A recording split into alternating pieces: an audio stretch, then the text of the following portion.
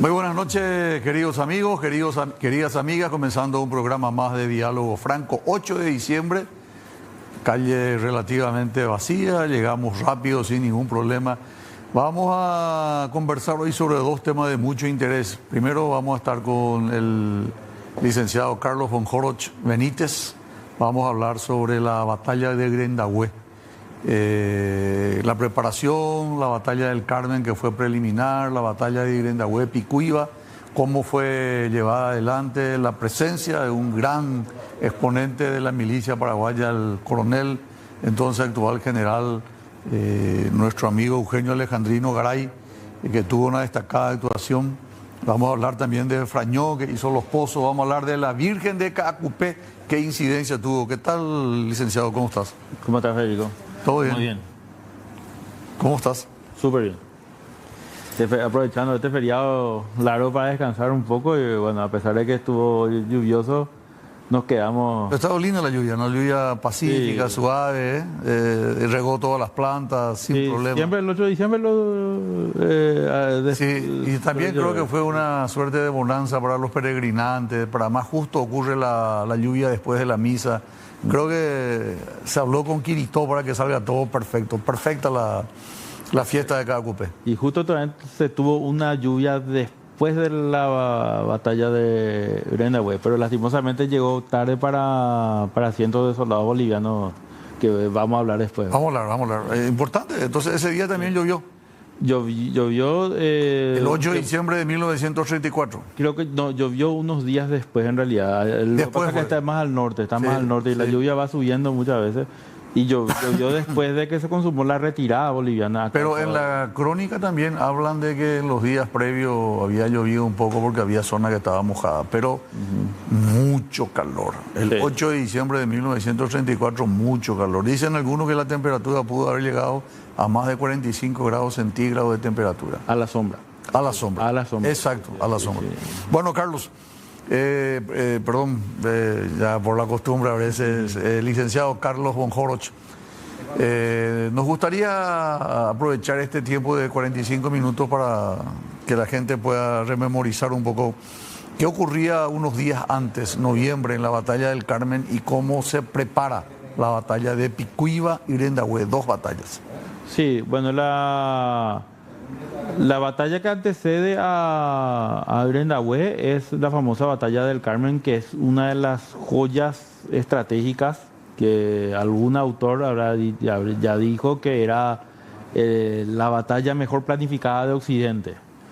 Y es probablemente en conjunto con la batalla de Campo Vía, que también fue una gran acción, probablemente deberían al menos ser las batallas insignias del ejército paraguayo por el tipo de maniobra, superior a lo que fue Curupaití, que tiene una incidencia, ¿verdad? Que no vamos a perder el tiempo ahora haciendo un análisis, pero Curupaití fue defender una posición desde una trinchera, mientras que la otra fue ganar, estas dos batallas fueron ganar terreno a cargo de maniobras con una intrepidez y un resultado... Un genio militar. Sí, un genio militar, indudablemente. Un genio militar y un equipo de genios militares en distintos mandos. A los ejecutores. Los ejecutores también. Sí, correcto. No, la planificación y la ejecución extraordinaria en ambos, ¿verdad? Tanto en la de Campo Vía que decís y también en la batalla del Carmen. Los resultados están a la vista. Prácticamente se fractura el ejército boliviano, cae... Vallivian, cae el presidente de la República, le hacen un golpe al presidente de la República y Bolivia en esas condiciones lleva adelante la última parte de la guerra del Chaco. Sí. ¿Qué ocurre, Carlos querido, entre el Carmen y la campaña del 8 de diciembre que termina un día como hoy de 1934? Bueno, el principal hecho entre eso es justamente el abandono de Vallivian por parte de las fuerzas bolivianas, donde se produce uno de los grandes desencantos entre la tropa boliviana y la oficialidad, porque quizá creo que es el primer caso en que la oficialidad abandona su tropa, cosa que después también va a pasar en Picuiba, la tropa, los oficiales se retiran cuando sucede el desenlace del Carmen, queda comprometida toda una franja del litoral del río Pilcomayo que todavía estaba en manos de Bolivia. Ya era una estrecha franja, pero tenía una trinchera. En ese entonces se consideraba que Valliviana había adquirido una importancia mayor, se le llamaba la capital del Chaco boliviano, pero en realidad la capital del Chaco boliviano y el fortín más importante que había tenido Bolivia era Muñoz, pero que cae justamente cae mucho antes, tras la batalla de Campo Vía. Y queda como punto por donde pasan y donde se asientan la mayor cantidad de concentración de fuerza y también parte de la oficialidad boliviana, Vallivian, donde se construyen unas defensas tremendas y bueno, con una serie de maniobras termina comprometiéndose Vallivian y se hace inviable la defensa, y por eso es que los oficiales bolivianos se retiran y luego se retira la tropa. Y cuando la tropa va pasando por lugares que estaban vedados para la tropa, que era solamente para el comando, es que encuentran montañas de botellas de whisky, coñac y otras cosas, y se empiezan a desilusionar de sus propios jefes. Reniegan a sus jefes. A sus jefes, y les ponen el mote de alto tomando. Dice que se tomaban las decisiones bebiendo. Alcoholizados. Sí. Y bueno, y en esas además no tenían vehículo, en cambio la tropa iba caminando, no tenían agua. Las condiciones, la forma en que el alto mando boliviano le trató a la tropa fue realmente desagradable. Sí. Casi todos denuncian en iguales términos eso. Sí, pero también hay una contraofensiva, vamos a decir, boliviana, más hacia el centro del Chaco, donde Toro justamente fuerza a Franco a retirarse.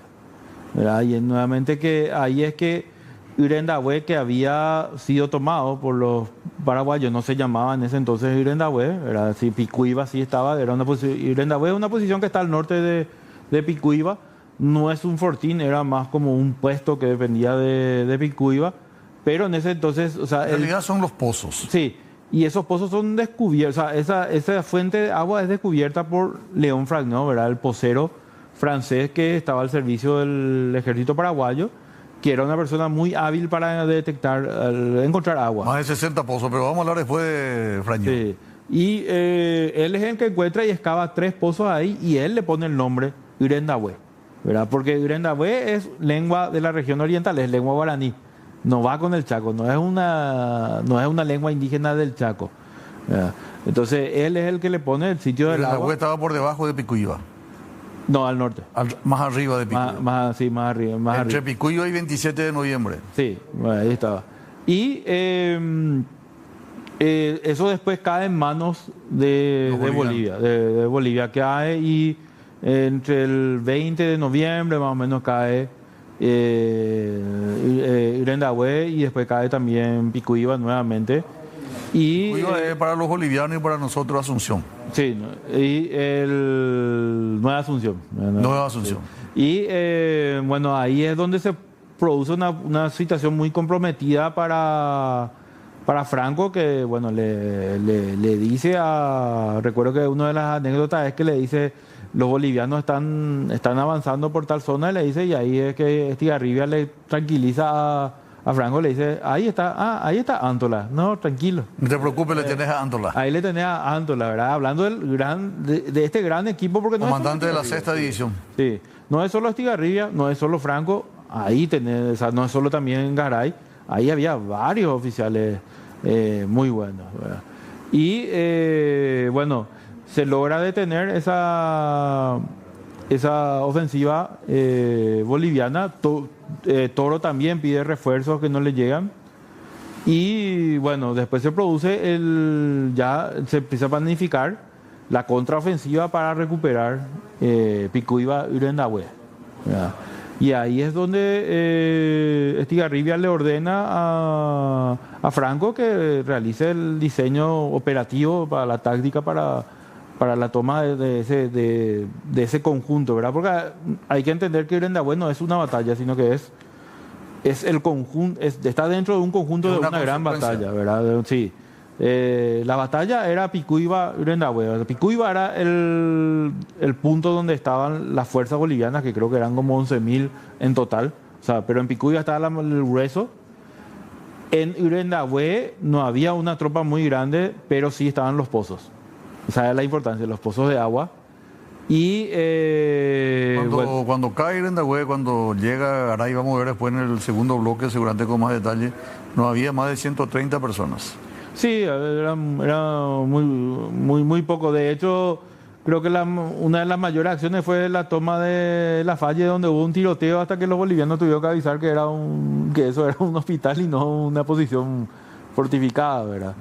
¿Verdad? Pero eso fue una hazaña también en cómo Garay logró introducirse. Ahora, doctor, entre la batalla del Carmen y la batalla de Picuiba o Nueva Asunción con Urendahue, Estigarribia se traslada y le premia, le hace una condecoración, era la Gran Cruz del Chaco, justamente Rafael Franco, comandante del segundo cuerpo de ejército, Carlos Ataque Fernández, comandante del primer cuerpo de ejército, y también el coronel Garay.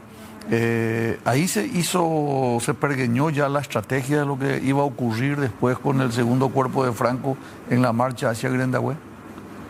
La información que tengo es que Estigarribia le encomienda la acción y que Franco es el que diseña la táctica de cómo realizar la toma de esas posiciones. Pero sí, habrá habido probablemente algún debate entre esos jefes, porque justamente eso también tenía Estigarribia Yo creo que fue una decisión de Estigarribia, porque me baso en lo siguiente: le restituye la 8ª división que estaba a préstamo en el Carmen a cargo del primer cuerpo de ejército, le restituye al segundo cuerpo y además le fortalece a su 9ª división, que es la División General de Reserva. Entonces se nota que hubo participación de Estigarribia en cuanto al proyecto. Pero yo lo que voy es al hecho de ese estímulo, ¿verdad? La victoria del Carmen, el hecho de tener ascenso, incluso a Vidal mismo también fue condecorado, ¿verdad? Porque era un pedido de sus comandantes, ¿verdad? El trabajo que tuvo Vidal para la victoria del Carmen fue fundamental. Y con todos esos antecedentes de las condecoraciones, las reuniones del comandante en jefe ahí en el local, lo que decía o lo que ocurría con respecto a Bolivia, ¿pudo haber motivado un entusiasmo en la tropa paraguaya eso? Sí, lo que hay que también entender que, a diferencia de lo que fue Campo Villa produjo muchas bajas para el ejército paraguayo. O sea, cuando entendemos bajas, no solamente son muertos y heridos, sino que en Campo Villa lo que hubo es unas 11.000 soldados paraguayos enfermos porque estuvieron durante 2 meses metidos en el monte y tomaban poca agua, estuvieron en contacto con una naturaleza muy fuerte, y por eso es que Campo Villa no se puede explotar el éxito rápidamente. Por eso es una gran crítica que se le hace a Estigarribia y a Ayala por el famoso armisticio, ¿verdad?, posterior a Campo Villa, que decían que Bolivia estaba con las patas arriba. ¿Por qué no se le persiguió? Y ahí hubo un costo tremendo de esa campaña, que si bien fue exitosa, no hubo muchos muertos por parte de Paraguay, no hubo muchos heridos de sangre, pero sí hubo una gran cantidad de bajas de indispuestos. Y en el Carmen no pasa eso. En el Carmen es vamos a decir, una batalla mucho más limpia para el ejército paraguayo. Entonces sí está en condiciones el ejército paraguayo de explotar el éxito del Carmen. Más todavía teniendo en cuenta que Vallivian cae sin resistencia. Sin resistencia, ¿verdad? Pues, cae por su propio peso el día siguiente del Carmen. Claro, porque era una posición insostenible. Los paraguayos habían sondeado algunos ataques, habían realizado algunos intentos de llegar a Vallivian, y bueno, se prefirió después hacerlo de manera indirecta. Entonces, como que el ejército paraguayo queda intacto, ¿verdad? Había que darle unos cuantos días de descanso a la tropa. Y esa misma fuerza del Carmen es la que se envía para... La de Garay. La de Garay, sí. La de Garay. Que se envía para... Porque la 6ª división estaba descansada y la división de reserva general también estaba descansada. Claro, la que tuvo un esfuerzo extraordinario, hay que reconocer, fue la 8ª división de infantería. Sí, y se le envía otra vez a Urendahue, que solamente el solo hecho de la marcha nomás lo ya es también, claro, algo que te desgasta, ¿verdad? Y lo que se entendía era que era el momento de darle un golpe contra el vacío a la fuerza boliviana. ¿Por qué decimos al vacío? Porque después de Grandahue tenés un vacío de 180 kilómetros de territorio sin agua. Sí. Que es lo que lastimosamente va a hacer que mueran centenares de bolivianos, sí, lastimosamente. Sí. Una distancia muy grande. Sí. Para ambos, para Paraguay, si nosotros perdíamos, también nos quedábamos sin fuente de agua y los bolivianos, ¿verdad? Sí, por eso en la guerra del Chaco, el caso, por ejemplo, el famoso caso de Boquerón, que en un principio Estigarribia intentó tomarlo por la fuerza, con oleadas de ataque, porque sabía que cuanto más pasaba el tiempo, más le iba a escasear el agua, ¿verdad? Entonces, tomar posiciones con agua, claro, era algo vital, porque vos con eso no solamente abastecías a tus tropas, te daba un radio de acción, de operación, ¿verdad? Y en este caso, tomar Grandahue le dejaba al enemigo, a Bolivia, sin un radio de operación, y al Paraguay le potenciaba ese radio de operación. Igual que era, a partir de Grandahue tenía que irte 180 kilómetros, pero por lo menos tenías pozos ahí para poder proyectar tus fuerzas. La orden era la División General de Reserva por la mano derecha, o sea, en dirección, diríamos, sur-norte. Sí. A la izquierda estaba la 6ª División. Y hay que reconocer, porque no es que la 8ª División hacía su marcha por el camino establecido. No, sí. Ellos hicieron por el monte. Por eso fue una sorpresa. Sí. Entonces iban macheteando y echando arbustos, espinas, y caminaban por el monte, hicieron su sendero. Por eso es que no fueron sorprendidos. Claro, no, y a diferencia de lo que fue también del Carmen, donde tuvo mucha incidencia las patrullas de Vidal y de Escobar, en Grandahue, si bien era un territorio que ya fue conocido porque ya había sido ocupado por el Paraguay, las patrullas justamente no solamente te servían para reconocer el territorio, sino para reconocer el movimiento del enemigo. Claro. Y como que en Grandahue se marchó a ciegas, ¿verdad? Y bueno, ¿cómo era el plan? Se tenía que hacer una maniobra envolvente por el este, mientras que las dos divisiones que estaban en el centro tenían que chocar y, atraer a las fuerzas hacia el centro, ¿verdad? Probando algún desborde si salía. Y mientras que Garay se tenía que introducir para marchar directo a Grandahue. La idea era ya tomar y dejarle sin agua al enemigo, por si es que ofrecía resistencia, ¿verdad? Porque había que decir, eran 11.000 bolivianos contra 5.000 paraguayos, de los cuales son 1.500 los que se logran infiltrar en un corredor que habían dejado las fuerzas bolivianas, una especie de, podemos decir, una torpeza, ¿verdad? De Bolivia, que deja un corredor de 1 kilómetro más o menos o más entre dos fuerzas. Leyéndole a Franco para ir al primer corte, él dice que felizmente hubo una demora de parte de Garay. Garay tenía que haber marchado el 5 de diciembre y tenía que haber llegado el 7. Y demoró 24 horas porque su tropa estaba cansada. Sí, también se habla de que Frañó también no cumplió con lo que se le había ordenado. Se le había ordenado abastecer de agua. Aparte de Grandahue. Sí. Para la salida, para la toma de Grandahue. La toma de Grandahue. Él tenía otra fuente de agua. Sí, él estaba buscando tener otra fuente de agua, y los oficiales paraguayos tenían la posibilidad de no acatar una orden si no se le daba todos los implementos necesarios, entre ellos una cierta dotación de agua por cada combatiente, ¿verdad? Por cada soldado. Y ahí es donde Garay le dice a Franco, no tengo suficiente agua, ¿verdad? Y cuando va pasando el tiempo ya Franco le dice, vaya y tome agua en Grandahue, le dijo.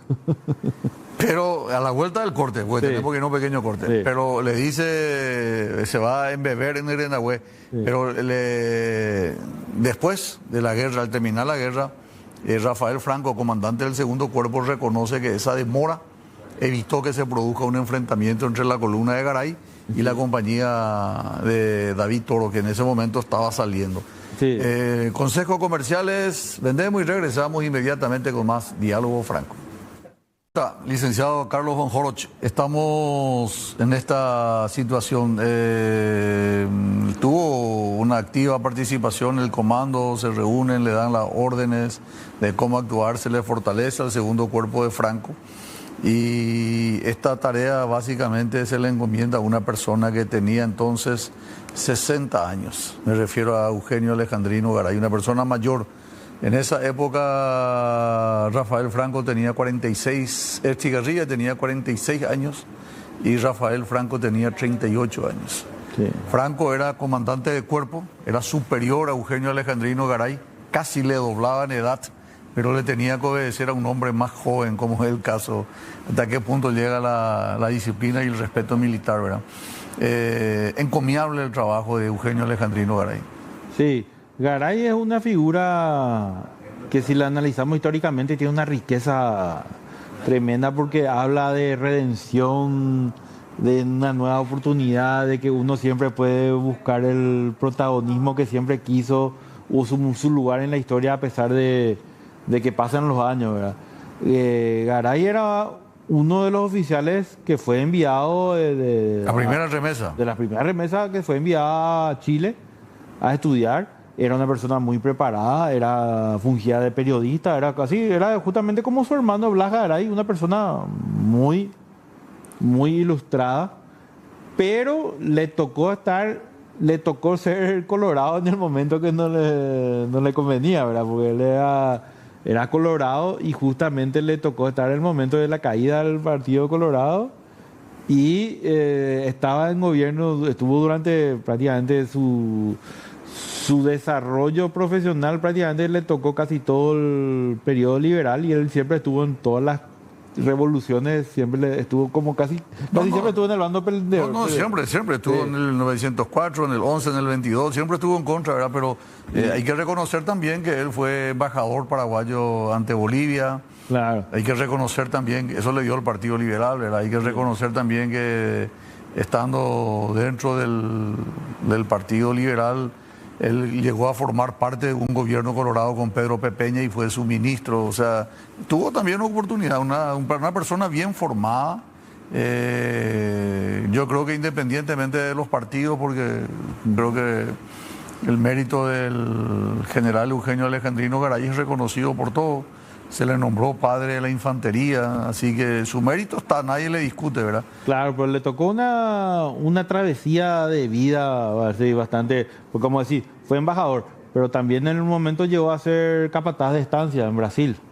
Él estuvo exiliado y luego, bueno, ya volvió a Paraguay y cuando ya siendo bastante mayor empieza la guerra del Chaco, él se presenta como oficial y no lo quieren admitir. Claro, él entra en el 33. Sí. Después de Boquerón él entra. Sí, y no lo quieren admitir y bueno, finalmente él insiste y lo ponen como estafeta, ¿verdad? Tenía un burrito, un buricá, ¿verdad? Donde él se subía y hacía labores de estafeta hasta que por cuestiones, en algún momento, por una cuestión de emergencia, empezó a tener mando de tropa y empezó a destacarse. Y fue como jefe del regimiento, jefe primero de la 7ª división, de la 8ª división. Sí, después ya tuvo 2 ascensos, entró como mayor él. Sí. Entró como mayor y tuvo 2 ascensos en la guerra del Chaco. Sí. Tuvo 2 ascensos y tuvo ascenso póstumo a general de división, ¿verdad? Ahora, vamos a referirnos a Eugenio Garay en ese momento histórico, el 5, 7, 8 de diciembre de 1934. ¿Qué sensación te puede provocar a vos haciendo un ejercicio de empatía que tu jefe, que tiene 60 años, está marchando y no se entrega, y vos tenés 20, 21 años y querés desertar, tenés sed, y le ve al viejo como que sigue, ya aguantándolo mitad, ya jaña más no va, grenda hueve, unas palabras de ese tipo? O cuando Franco le dice, tenés que hacerle, dice, y le dice Garay, pero está cansada las tropas, te dejó Yapó, amigo, te dejó Yapó. Entonces él agarra, en vez de discutirle, porque era mayor, él le dice esa palabra que vos recién repetiste, le dice, yajá, tipo coa añamembú. Oye, es mañana de Yaran, de Yajaga, tú ves. Y en vez de discutir, él dice eso vamos muchachos, porque este tipo ya habló con, este hijo del diablo, Sí. ya habló con Cristo, así que tenemos que irnos, le dice. Y le convence a su gente. ¿Cuál es la sensación que provocaba él? Ningún subordinado se animaba a renunciar viéndole marchar a Eugenio Alejandrino Garay. No, y tenía una sensación de lo de paternal, una sensación paternal, o sea, él era como un padre por esa diferencia de edad y por la forma en que le podía tratar y el ejemplo mismo que daba, porque él había enviudado en esos días. Sí, Él había enviudado en esos días y entre tenía, el Carmen y Grendahue sí, muere su señora. tenía permiso para bajar a Asunción, como se le dice. Y él dice, pide que eso se le conceda a su hijo para que pueda ir a ver a su madre. Y él se queda con sus otros hijos. Es cierto. Él se queda, entonces, Es más, yo no en sé ese si- periodo de tiempo le hace un asado, porque Sí. entre el Carmen y Grendahue consiguieron un ganado y Sí. dice que él mismo hizo el asado y comieron el asado más rico que tenía en el frente de batalla. Claro, y esas cosas son las que hacen que él tenga una relación paternal con su tropa. Y entonces, él, por el discurso que él dice, bueno, vamos, hijos míos, le decía, ¿verdad? Mi guaraní es muy malo, por eso no me atrevo a hacer un sacrilegio con la lengua vernácula. Yo pude hacer eso. Intentando Metele, Carlos. pronunciar, pero no, porque encima va a quedar grabado y ya veo que a fin de año, cuando se presentan los bloopers, voy a salir yo, ¿verdad? No. No, pero él le dijo esa palabra, le dijo, ya llaman a Grendahue. Sí, así. Y bueno, entonces era un jefe inspirador, como también lo era Franco. Franco también era un jefe inspirador, solamente que él era más... yo No, creo muy que era- carismático, los dos eran muy sí, carismáticos. Sí.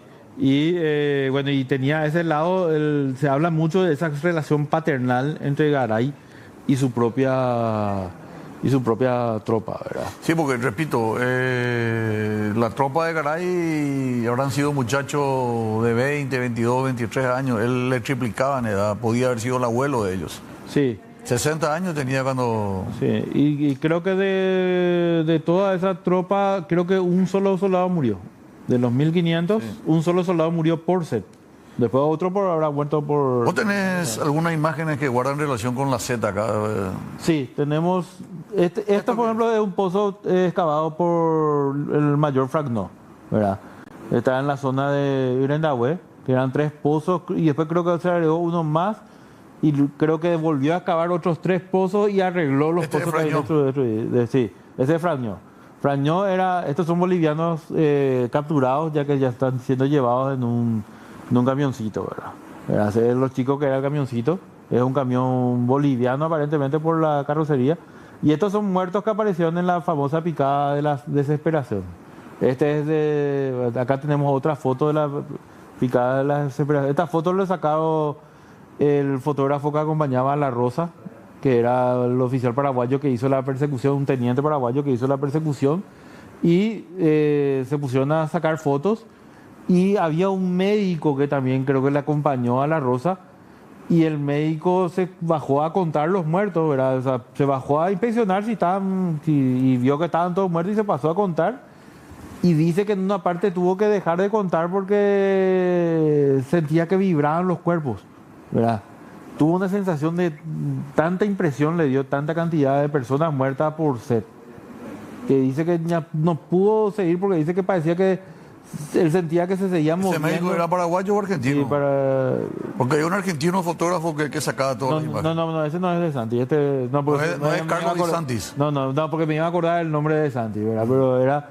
Y justamente dice que de repente le parecía que se movían y que ya no pudo más no pudo más seguir. O sea, le impresionó, le sobrepasó la situación. Sí. Tenemos que ir a un corte el último. Dale, perfecto. Tengo 2 preguntas para vos. Sí. 8 de diciembre, Grendahue. ¿Qué significado tuvo para la tropa paraguaya la victoria de Grendahue un 8 de diciembre? Corte y regresamos inmediatamente con más Diálogo Franco. Cuando alcanzaste El licenciado Carlos von Horoch, parte final. Licenciado, arquitecto, también me dijiste que vos estudiaste arquitectura, ¿verdad? Sí, estudié, pero no terminé. No terminaste. Bueno, esto ocurrió el 8 de diciembre.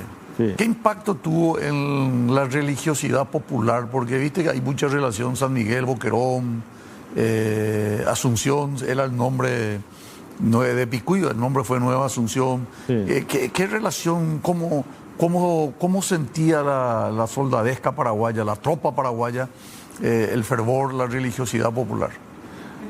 Bueno, en este caso, en esta acción hubo una continuidad de hechos fortuitos para la causa paraguaya.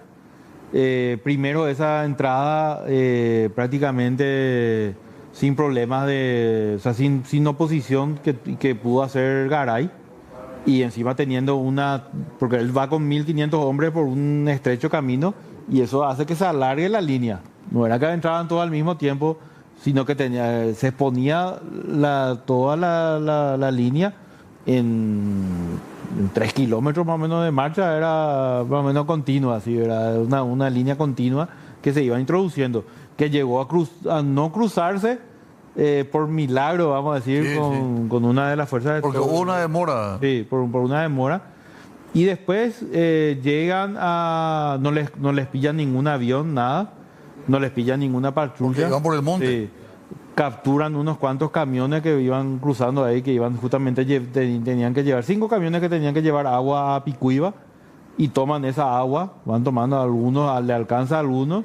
Después llegan a Lefalle, donde había un hospital, al cual le tirotean en un principio porque pensaban que era una posición fortificada, después se dan cuenta que era un hospital, tienen ese hospital a su disposición, y luego, tiempo después, de esos 1.500 son 300 los que llegan a Irendahue, y que estaba defendido por 130 hombres. Una negligencia boliviana de dejar esas zonas vitales tan desprotegidas. Y que Toro jamás pensó que el Paraguay iba a hacer lo que hizo. Esa caminata que hizo el equipo de Garay, Sí. Abriéndose camino ahí en medio del monte Picada, él no creyó que se podía hacer. Claro, y ahí también entra el amarre que hicieron las otras fuerzas, También. los otros sectores. Y posteriormente, bueno, cuando se ocupa Irendahue, se corta el cable telegráfico o telefónico que comunicaba a Irendahue con Picuiba, y eso le alerta a las fuerzas bolivianas, y una parte, una sección decide hacer explotar el parque de guerra para que no caiga en manos paraguayas. Y al explotar eso, otras secciones que no estaban, o sea, que no tenían comunicación de eso, piensan que son ataques paraguayos. Y empiezan a replegarse, pero cuando te digo replegarse, de manera desorganizada. Y eso fue, y encima cuando se repliegan, pasan de largo, no van por Irendahue, porque podían haber tomado nuevamente Irendahue. En Irendahue había 300 soldados, una ametralladora pesada, y le pasan por ahí cerca de 7.000 soldados que se introducen en la picada de la desesperación. Y toda esa concatenación de hechos, y más todavía diciendo que era el 8 de diciembre, hacen que se le atribuya a la Virgen de Cacupé. Y uno de los que atribuye a el milagro de esa acción es justamente León Frañó, que él posteriormente después va a pedir que la Virgen del Cacupé sea llamada mariscala del ejército paraguayo. Él fue el que pidió. Él fue el que pidió. León Frañó. Sí, León Frañó. Francés. Sí. Hay que entender que anteriormente la Virgen de la Asunción era la Virgen más popular. La Virgen de la Asunción era por la cual se construye el oratorio que hoy conocemos como Panteón de Sí, porque Cabrera. la mariscala del ejército es la Virgen de la Asunción. La Virgen de la Asunción, sí. Hasta hoy. Sí. ¿Qué pasó? En la guerra de la Triple Alianza, cuando la moral estaba decayendo, López dice que la Virgen de la Asunción le va a dar la victoria al pueblo paraguayo. Y sabemos cómo terminó esa historia, ¿verdad? Entonces la población perdió fe en la Virgen porque se le había depositado su esperanza en ella, y vino lo peor de lo peor, la peor peste de hambre, la peor mortandad que pudo tener un país, la peor pobreza. Y en esa pesadumbre de la posguerra es que a Fidel Maíz se le ocurre elevarle a la Virgen de Cacupé, porque él era cordillerano, él conocía a la Virgen de Cacupé, era conocida como milagrosa en esa región. Entonces él trae el mito de la Virgen de Guadalupe, lo hace paraguayo, lo hace de Cacupé, y ahí la gente empieza a tener otra vez fe en la Virgen de Cacupé. Por eso que en la guerra del Chaco ya los soldados se encomendaban a la Virgen de Cacupé y no a la Virgen de la Asunción. Y los oficiales aprovechan eso y dicen, el milagro de la Virgen de la Cacupé nos da la victoria de Irendahue. O sea, hace que la gente suba su moral porque Claro, se siente apoyado, ¿verdad? Por eso es que después de la guerra del Chaco es que se eleva más la Virgen de Cacupé, y ahí es que se decide hacer la basílica. Es muy lógico, tiene mucha lógica lo que está diciendo porque se produce el 8 de diciembre, ¿verdad? Sí. Entonces, esto es el disparador de una virgen que ya era popular, pero lo hace mucho más popular, y es el disparador de que después, bueno, se empiecen a hacer las colectas para construir la Basílica de Cacupé, que empieza después de la Guerra del Chaco. Sí. Una obra monumental que lastimosamente no se terminó como se fue concebida. Y el proyecto original fue justamente Alfaro, que era el arquitecto Miguel Ángel Alfaro, que de esa época también. Él quería construirla sobre el Cerro Cristo Rey, parece. Y bueno, iba a ser un tema también hacer construir la basílica ahí arriba, entonces se hizo ahí abajo al final.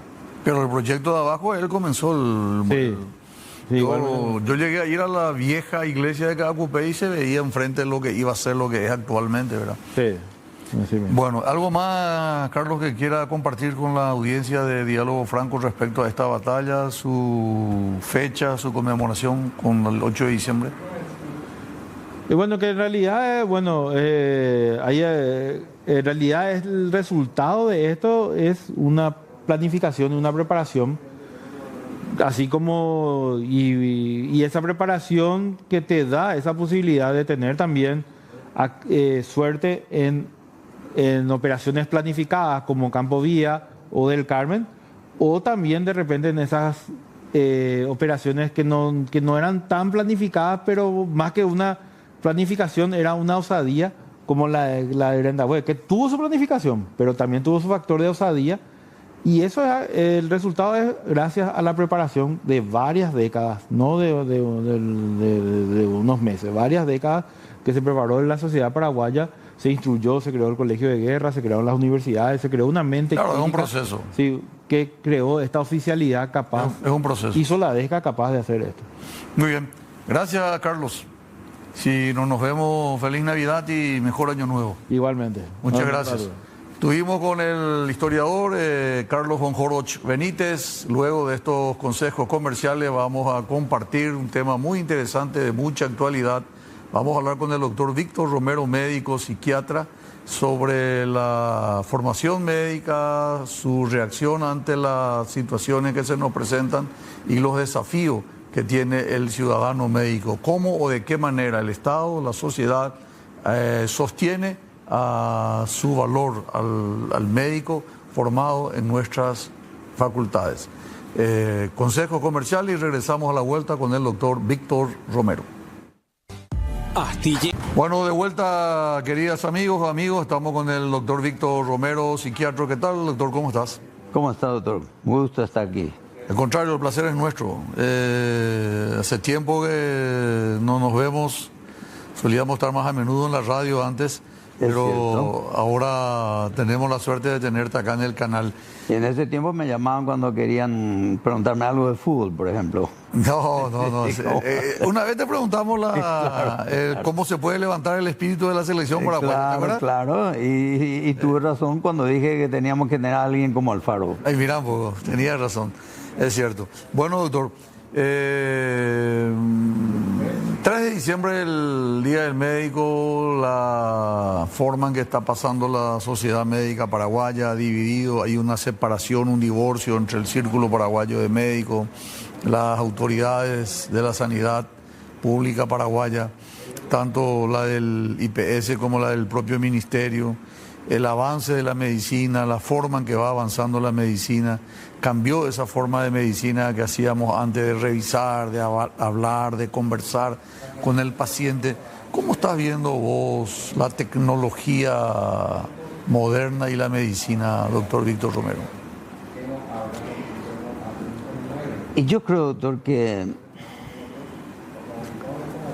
nuestra profesión, la profesión médica, la medicina misma, está pasando a través de enormes cambios debido al impacto del adelanto científico que tenemos actualmente y al mismo tiempo el impacto de la misma tecnología para la ciencia actualmente. He visto nomás hace unos días que le premiaron a 3 médicos por los estudios en la parte fisiológica. Los premios Nobel. Para los 3 premios Nobel de medicina. Y es interesante cómo lo que están estudiando, el aspecto de la autoinmunidad y el proceso mismo involucrado en la actividad celular y en la actividad genética, da bases probablemente a nuevos medicamentos que van a revolucionar el tratamiento médico futuro, y al mismo tiempo también impacta a la misma forma en que los médicos seguramente van a practicar. Pero lo que más me llama la atención es que, por ejemplo, si nosotros miramos qué pasa, qué ha pasado, por ejemplo, antes de 1930, ¿cómo estaba la expectativa de vida en el mundo? Claro, muy baja. Sí, escuché recién que hablaste, por ejemplo, de Estigarribia y del general Alejandrino Garay, que eran hombres realmente ya bastante longevos para su época.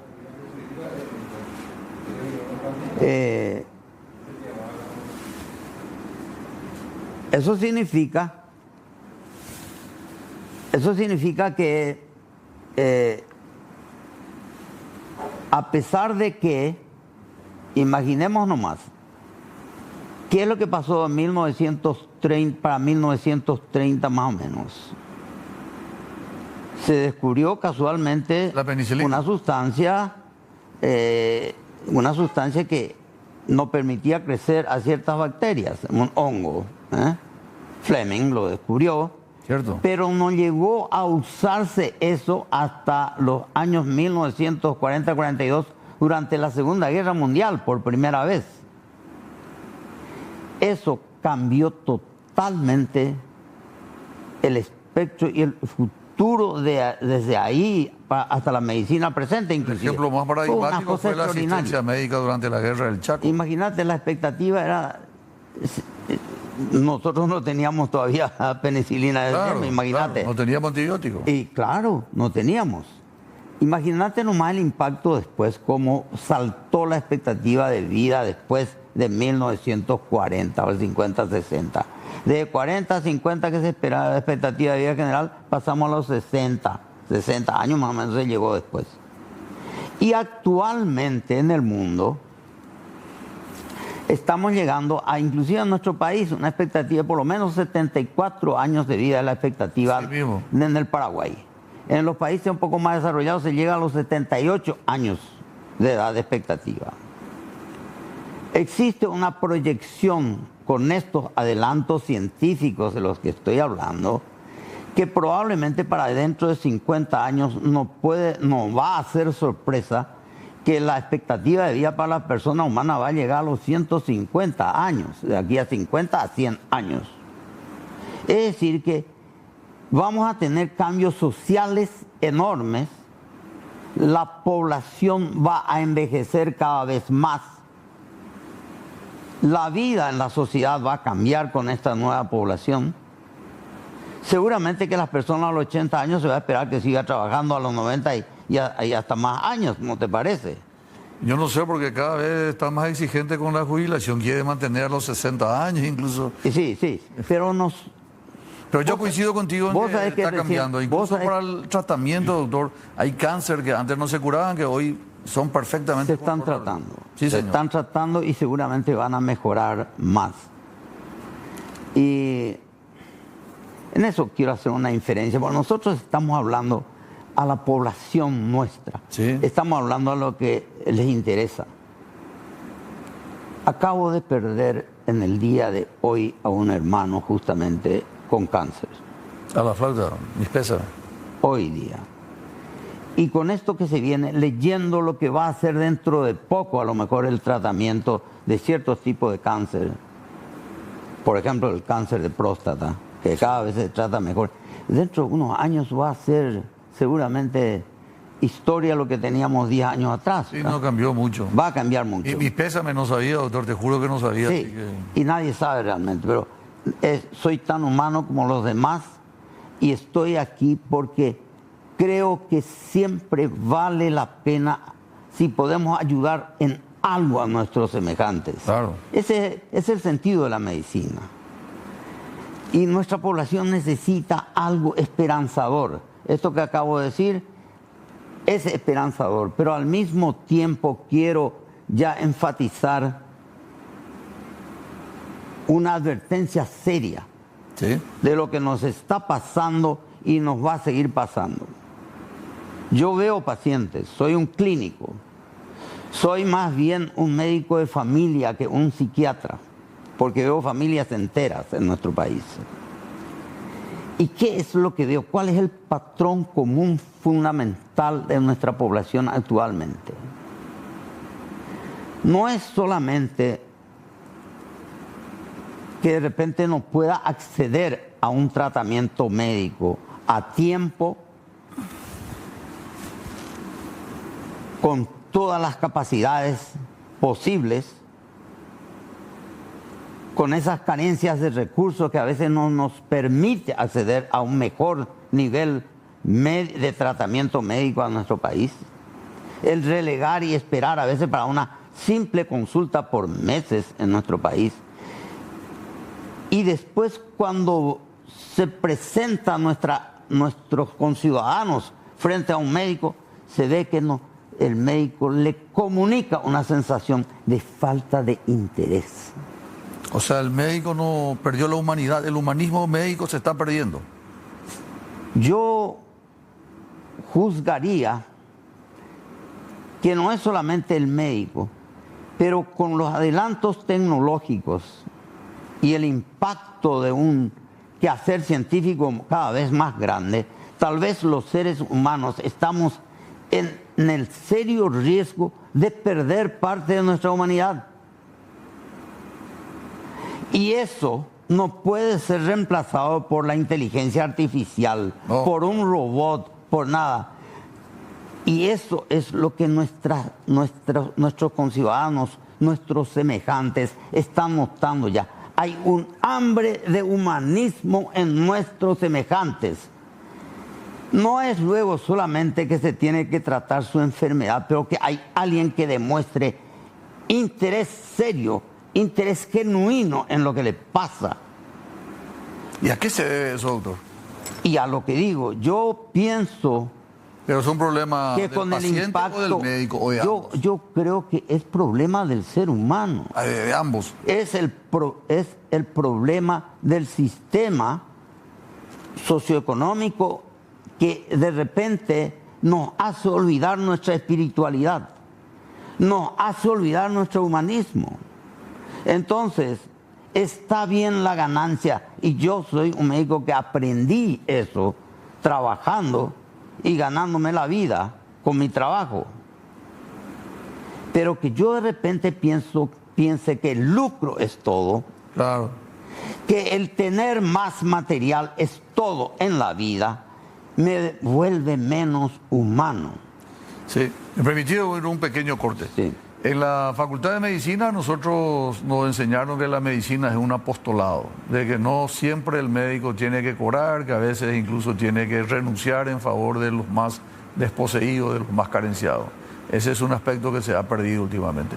Consejos comerciales, vendemos y regresamos inmediatamente con más Diálogo Franco.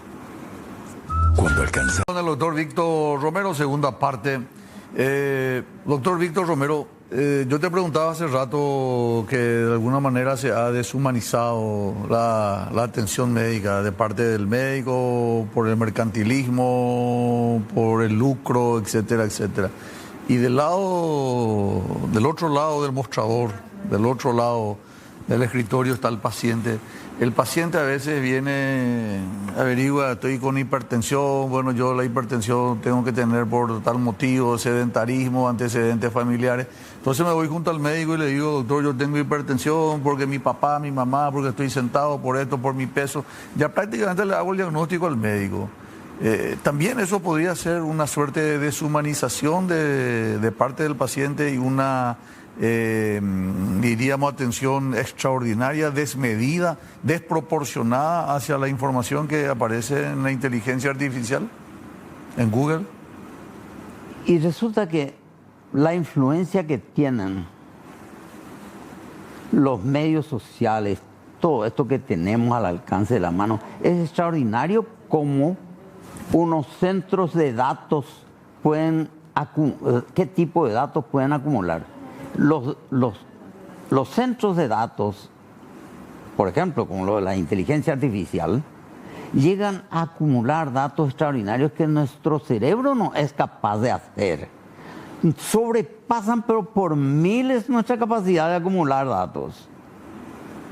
Entonces, los datos son útiles, pero si nosotros pudiésemos manejarnos en la vida solamente con datos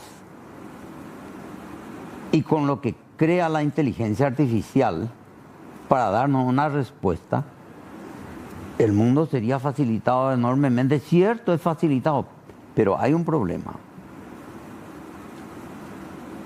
La inteligencia artificial no me dice a mí cómo te sentís vos.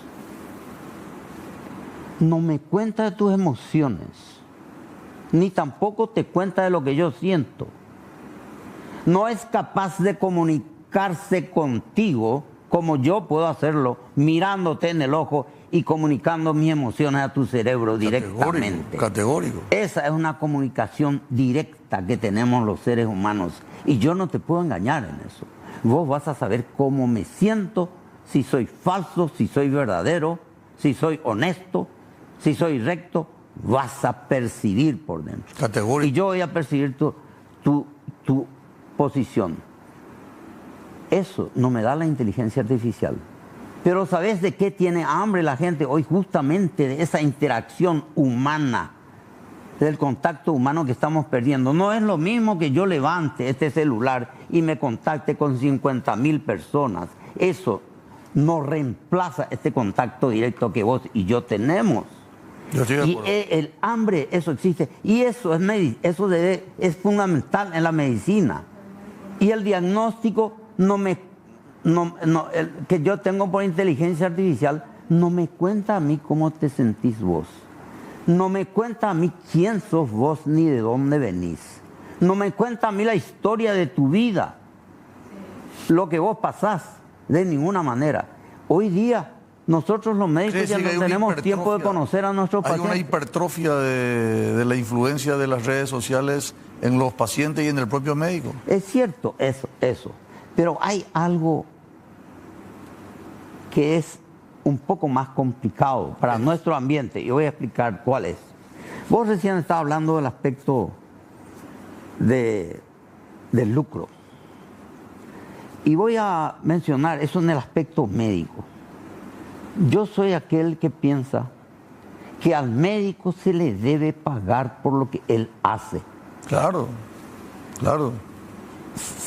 Si un médico, y esto le estoy diciendo a mis colegas médicos y a todos los que nos escuchan para que sepan, no es lo mismo que a mí me paguen un salario y que yo practique medicina y vea pacientes a quienes ni siquiera conozco para que yo desarrolle interés real en lo que hago en la medicina. Y lo hablo por experiencia. El médico necesita ser pagado por lo que hace y por la preparación que tiene. ¿Vos creés que está subpagado? Yo creo que no solamente está pagado de una manera totalmente insuficiente e indebida el profesional médico en el Paraguay, vamos a hablar en el Paraguay. Sí, claro, claro. Sino que también la misma profesión es degradada a un nivel de empleadito, siendo que es una profesión libre. Claro. No concibo yo que un abogado debe de ser una profesión más libre que la médica. ¿A qué me refiero a profesión libre? En la profesión libre es donde se te paga por tu servicio, por lo que vos haces. Por un servicio efectivamente prestado. Yo quiero que a un médico que va y hace una colecistectomía y lo hace porque estudió para hacerlo con la laparoscopía, le paguen porque él hace ese procedimiento, que es un poco más avanzado que ir a hacer a la forma antigua, que se le pague por procedimiento. O sea, el que hace, para explicarle a los televidentes, el que hace una colecistectomía por vía laparoscópica, que es la técnica moderna con mínimo corte, Con mínimo corte. es un precio y otro precio es el corte grande habitual. Claro, pero lo que pasa Hoy es que día no ocurre eso. Pero lo que pasa es que yo para ir a hacer ese procedimiento, para ir hasta la vesícula con una laparoscopia, necesito entrenarme, Claro. necesito estudiar, Hoy no se paga así. necesito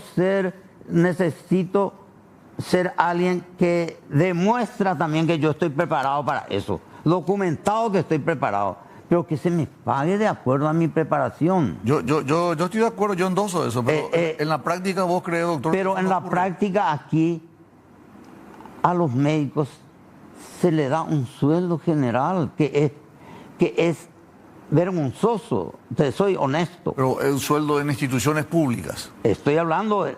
Bueno, pero, ¿y qué pero en el ejercicio liberal, en el ejercicio liberal de la medicina, en el ejercicio libre de la medicina que vos preconizabas en un consultorio privado, el que se va a consultar con un médico cirujano especializado en la laparoscopía, él pasa su honorario y el paciente acepta o no acepta. Pero claro, él tiene que hacer eso. Claro. Pero Por lo que te refería a su sueldo como funcionario público. ¿sabes qué? Lo que nosotros estamos aquí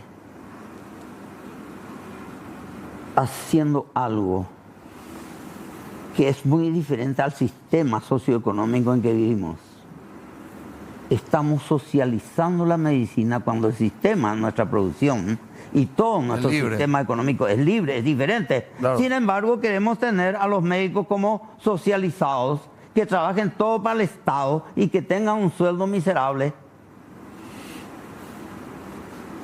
Eso es lo que a mí me preocupa. ¿Está bien? ¿Está bien? Yo pienso Puedo que coincidir. tenemos que empezar, y esto qué incidencia tiene, voy a explicar a la audiencia. Cuando vos empezás a tener un médico a quien el Estado paga por lo que hace y no le da un salario, ¿vos se cree que en nuestro país va a haber colas esperando y a la madrugada y eso buscando citas? Sí, yo voy a ganar más de acuerdo a la mayor cantidad de trabajo que yo haga. Yo propuse eso ya a algunos candidatos a presidente de la República allá por 1992, Sí. que se tendría que cambiar nuestro sistema de prestación de servicios y la forma de pago para los médicos en nuestro país. Algunos me dijeron, no, pero sí, con la corrupción, ¿cómo vas a controlar tú eso? Los médicos van a hacer esto, aquello. No, hoy día con la tecnología vos no podés permitir ni un solo centavo que se le engañe al Estado si vas a ser exigente. Ahora, yo creo que va a ser un tema justo, pero en la práctica el salario es más o menos el mismo. Un especialista no está uniformado de eso, ¿verdad? Yo reconozco en mi época, yo hace más de 15 años que dejé de trabajar en los hospitales públicos y no había una posición clara, y coincido contigo que eso es así. El médico hoy día, el que se gradúa, ¿está bien formado? Yo pienso que tenemos un serio problema en cuanto a la formación médica. Yo creo que se ha descuidado mucho qué tipo de producto tienen las facultades de medicina en nuestro país. Se está pensando más bien en una masificación de productos. Se llenan de estudiantes de medicina extranjeros. Sí.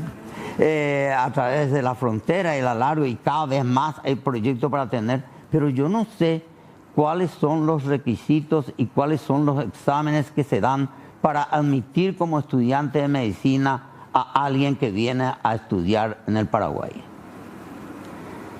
Tiene que haber algunos requisitos, no solamente en capacidad intelectual, en inteligencia, en notas, qué sé yo, cuánto tienen química, cuánto tienen física, cuánto tienen castellano, o en cualquier otra de las cosas, asignaturas requeridas, vamos a ponerlo así.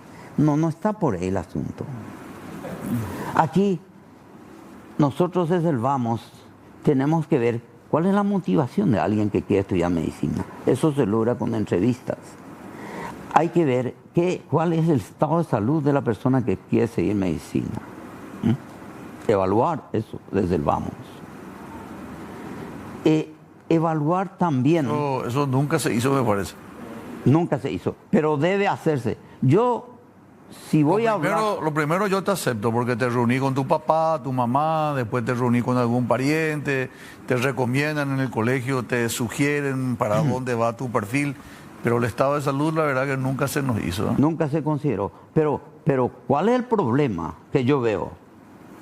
Llegan a terminar la facultad y empiezan la residencia, el internado, la residencia acá en nuestro país. Sí. Y yo veo muchas personas en mi consultorio enfermos con dificultades. Hay mucho suicidio también entre médicos ahora, doctor. Y bueno, pero me gustaría tocar en el tercer bloque. Vamos, pero te digo nomás que desde el vamos, la formación... Y eso se debe al estado de salud previo. Lo que quiero decir, para empezar, nuestros exámenes, si existen exámenes de ingreso, a mí no me dan ni una pizca de qué calidad tiene y va a servir o no este individuo como médico. No me da ningún criterio, solamente es un criterio de selección, sí, para evitar que ciertas personas no entren. Sí, es cierto. No es para ver quiénes son los más calificados y los que tienen más vocación para seguir una carrera. Desde ahí ya tenemos un grave problema. ¿Puedo presumir que vos también querés cambiar o sugerís otra alternativa al examen de ingreso de admisión? Absoluto. Y porque estamos hablando justamente de los problemas que tenemos con nuestros médicos hoy día y con el mundo que viene. No es todo estar al tanto de la ciencia y la tecnología, lo cual yo hice estando mucho tiempo en el extranjero. Eso no basta. Aquí, ni en la China, ni en Europa, ni en ninguna parte. Estamos teniendo un problema mundial para el cual tenemos que preparar diferentemente a nuestros médicos. Y para responder a las necesidades que tiene nuestra población. Y que cada vez, dicho sea de paso, va a ser mayor esa necesidad. ¿Vos tuviste cuántos años en los Estados Unidos, doctor? Yo estuve más de 20 años en Estados Unidos. 20 años. Sí. ¿Toda tu formación de posgrado hiciste allá? Toda la formación. Yo terminé la Facultad de Medicina y empecé allá. Desde el internado rotatorio, la residencia en neurología y psiquiatría. Y después de eso tuve que rendir exámenes, después de 5 años de haberme especializado, para ver si qué calificado yo estaba como especialista médico allá. Que no es un requerimiento, es solamente para ver la calificación del médico. Y lo hice. Porque... Te hago esa pregunta porque viene al caso por tus comentarios, ¿verdad? Lo que lo estaba haciendo después de conocer otro mercado. El mercado americano, que es mucho más exigente. Y además quiero decir, yo en mi vida trabajé asalariado como médico. Yo trabajé por cuenta mía, propia. No trabajé para nadie, sino para la gente que quería mi servicio. ¿En tu consultorio? En mi consultorio, en mi práctica. Y eso a mí me enseñó qué es verdaderamente disfrutar de una medicina a ese nivel. Y eso es lo que, si eso es para mí tan satisfactorio, ¿por qué tendría que ser un privilegio? ¿Por qué nosotros no vamos a buscar que nuestra población de médicos cada vez se le pague por lo que hace y se gane con toda esa honestidad y tenga la satisfacción que da la profesión médica?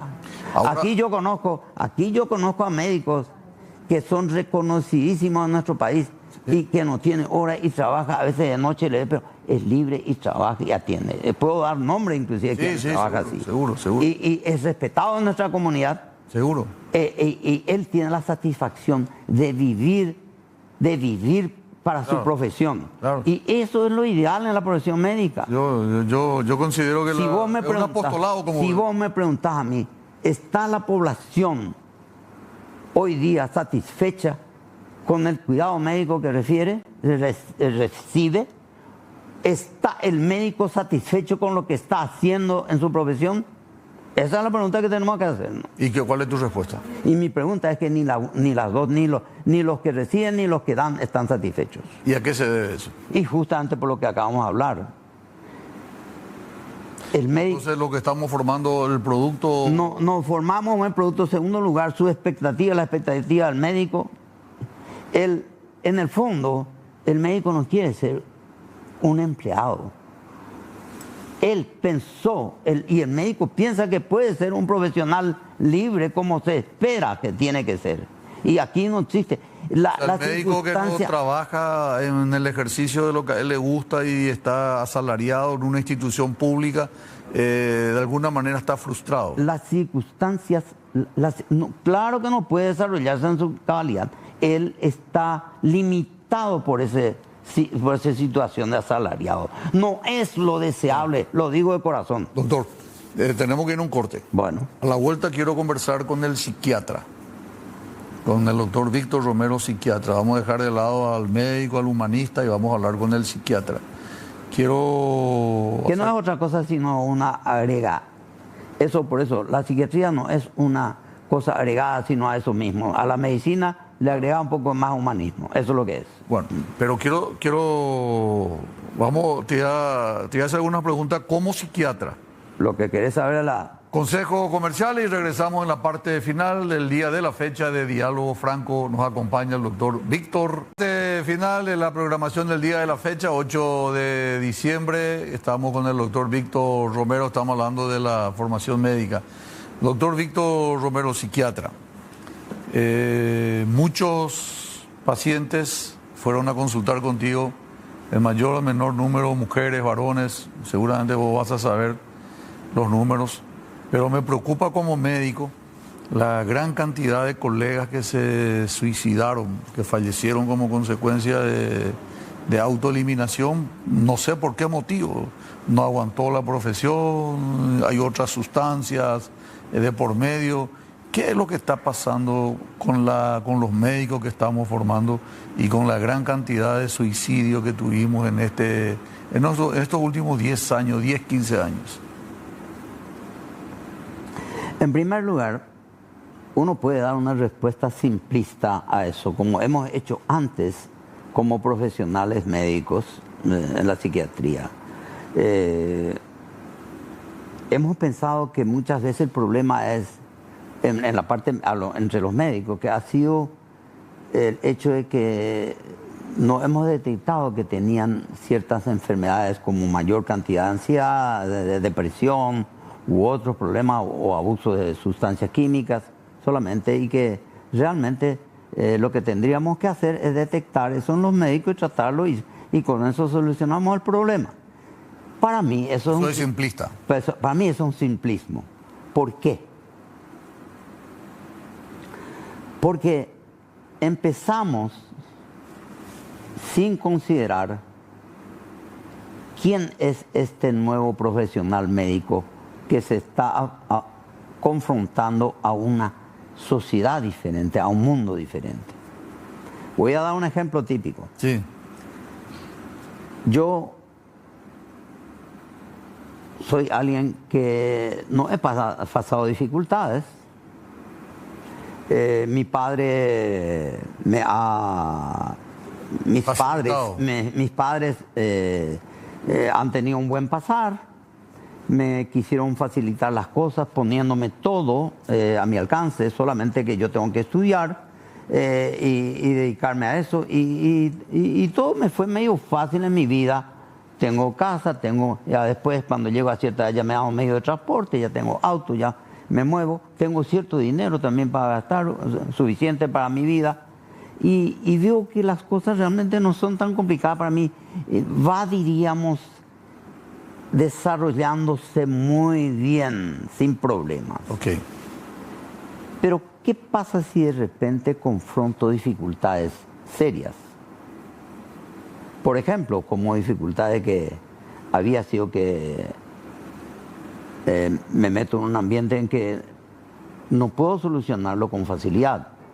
A lo mejor en la misma facultad de medicina encuentro que no puedo tener las mismas notas como tenía la secundaria, que que algunas cosas consideradas no eran suficientes, de repente también me doy cuenta que... Es más complicado que lo que parecía. Que era más difícil en algunas cosas, que no hay ese facilismo, que yo tengo que había sido que esforzarme un poco más de lo que yo pensaba. Es lo que ocurre en la realidad. Sí, y en la realidad es así. Y interesantemente, aquellos que con menores recursos, con mayores limitaciones socioeconómicas inclusive, pero que pusieron el todo por el todo para llegar a un objetivo, lo hacen generalmente con mayor facilidad. O aquellos que ya tuvieron dificultades en el curso de su vida, con padres que estaban separados, con limitaciones económicas serias, que no sabe si mañana va a tener suficiente para buscar un medio de transporte para llegar a la facultad. Todo eso se van curtiendo y formando. Y cuando llegan a la residencia o al internado de la residencia, si le presentan dificultades, no se le hace tan difícil, diríamos. Pero ¿por qué tenemos que irnos? ¿Por qué se suicidan? Se suicidan, primero, vamos a los residentes. Sí. Se suicidan, yo creo que por nosotros no tenemos un sistema de apoyo para aquellos que no puedan sobrellevar dificultades. O sea, es muy pesada la carga de la residencia. Eso fue siempre así toda la vida. Claro, el problema es que el individuo es el diferente. A ese material humano que está teniendo dificultades, tendría que tener a su lado un instructor compensado adecuadamente, ahí sí. Que le está ahí supervisando y ayudando y captando si necesita ayuda inmediatamente, y no que se le deje ahí solo, que él se maneje y como si fuese ya un médico preparado. No, necesitan 3 años de acompañamiento. Esto es criminal lo que se hace con nuestros residentes. Y además, se necesita 1 año de internado y 3 años mínimo. ¿Qué preparación él va a tener para manejar después a seres humanos complicados? Claro, coincido. Entonces hay que pagar a instructores aquí a tiempo completo y a profesores a tiempo completo, y tienen que ganar más que legisladores. Y después hablamos de que nos importa la salud en el Paraguay. Vamos. Claro que sí. No vamos a engañarnos. Aquí realmente no nos interesa el bienestar real en nuestro país. La última pregunta, sí, ya estamos sobre la hora. En los casos de suicidios, ¿puede haber también una mezcla de alcohol, droga como coadyuvante? Aparte de esa fragilidad emocional. No, eso es un precipitante enorme. Que uno, estando luego no sintiéndose bien, use alcohol y use drogas. Y es más, lo peor y el último que voy a insistir: por favor, médicos residentes y médicos en general, no se automediquen, porque esa es la causa principal de la complicación mayor que estamos teniendo con nuestros médicos. Se automedican y después se ven en problemas serios y se mueren. Doctor, pasamos el tiempo, pero da para otros programas. Sí. Da para otros programas. Gracias, doctor Víctor Romero, muy amable. Bueno, gracias por tenerme aquí. Ojalá que hayamos llegado en algo a nuestra población. ¿Sí? Gracias, doctor. Nosotros nos vamos, regresamos, si Dios permite, el próximo lunes con más Diálogo Franco. Gracias a la audiencia por la preferencia. Agradecemos